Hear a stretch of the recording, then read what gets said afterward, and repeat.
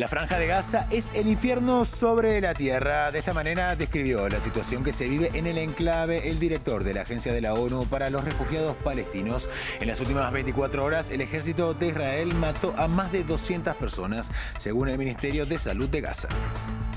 Estados Unidos no abandonará a Ucrania. Ese es el mensaje del presidente Joe Biden a su homólogo ucraniano Volodymyr Zelensky tras su reunión bilateral en la Casa Blanca. Zelensky pidió más ayuda militar mientras en el Congreso los republicanos bloquean fondos de ayuda para Kiev.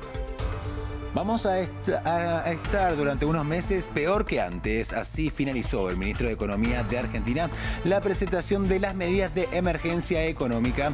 Devaluación del peso, recortes en subsidios y en la obra pública son algunos de los ejes del ajuste que agudiza la crisis económica en el país sudamericano. Buenas noches, muy bienvenidos a esta nueva emisión informativa de France 24 en español. Gracias por acompañarnos como todos los días. Soy Santiago Aristía y comenzamos en la Franja de Gaza, y es que el ejército de Israel continúa sus ataques en el enclave palestino mientras la situación humanitaria empeora día a día. El primer ministro israelí Benjamin Netanyahu habló el martes de un desacuerdo con Estados Unidos sobre el periodo denominado post-Hamas y prometió además no repetir el error de los acuerdos de Oslo. Ampliamos. Los pocos convoys de ayuda que entraron en la Franja de Gaza el martes fueron escoltados por hombres armados, que también entraron a la Franja de Gaza por el paso fronterizo de Rafah. Los productos de primera necesidad, como alimentos y combustibles, escasean. La distribución de la ayuda humanitaria sigue siendo limitada. La población sobrevive en condiciones humanitarias catastróficas y con miedo a los continuos bombardeos del ejército israelí. Estos bloques de apartamentos en el centro de Rafah fueron alcanzados el martes y el número de víctimas es alto. Había 8 edificios destruidos, en cada uno vivían 5 familias. En total, unas 40 familias se quedaron sin hogar. ¿Qué culpa tenían ellos? Para el jefe de la Agencia de Ayuda de la ONU para los Refugiados Palestinos, la intensificación de los ataques y los combates han convertido a la Franja de Gaza en un infierno en la tierra para la población. Entre tanto, en el frente político, el primer ministro israelí habló de la eventual situación una vez termine la guerra. Tras el inmenso sacrificio de nuestros ciudadanos y combatientes, no permitiré que quienes enseñan, apoyan y financian el terrorismo se establezcan en Gaza. Gaza no será ni territorio de Hamas ni de Al-Fatah. Benjamin Netanyahu añadió que en este momento había un desacuerdo con Washington en la cuestión del día después. Una divergencia importante en un momento en el que la Casa Blanca ha pedido a Netanyahu cambiar su gabinete, al que describió como el gobierno más conservador de la historia de Israel. Y el conflicto entre Hamas e Israel ha provocado una importante crisis laboral debido a la falta de trabajo que golpea a miles de palestinos, generando por supuesto grandes pérdidas en la economía. Cientos de palestinos que tenían permisos de trabajo para desarrollar sus actividades en Israel y en Cisjordania se vieron afectados tras la suspensión de estos documentos. Veamos el informe.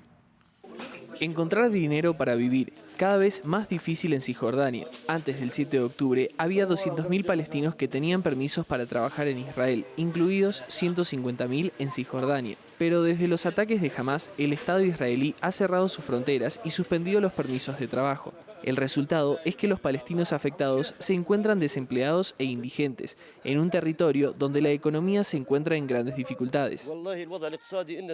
La situación económica es muy difícil. Estamos desempleados desde hace 2 meses, no tenemos ningún trabajo. Los que tenían ahorros ya los han gastado. Vendimos el oro de nuestras esposas. Después de eso, no nos ha quedado nada.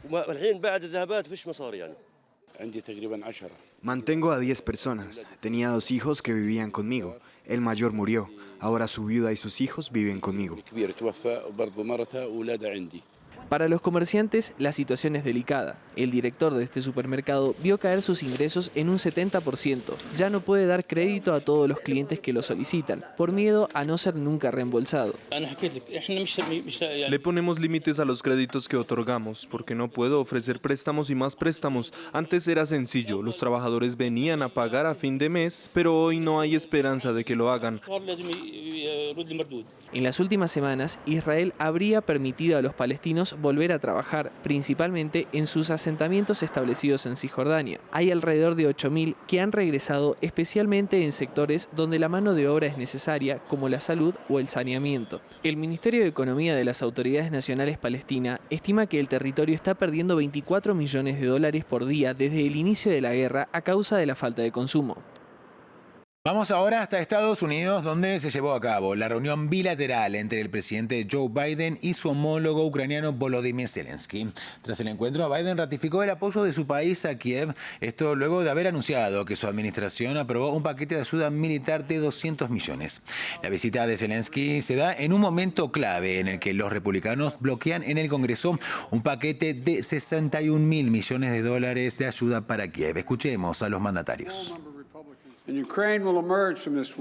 Ucrania saldrá de esta guerra orgullosa, libre y firmemente arraigada a Occidente, a menos que nos retiremos. El pueblo estadounidense puede y debe estar increíblemente orgulloso por el papel que desempeñó en el apoyo al éxito de Ucrania. Continuaremos abasteciendo a Ucrania. Es muy importante que para finales de este año podamos enviar una señal muy fuerte de nuestra unidad al agresor y la unidad de Ucrania, Estados Unidos, Europa y todo el mundo libre.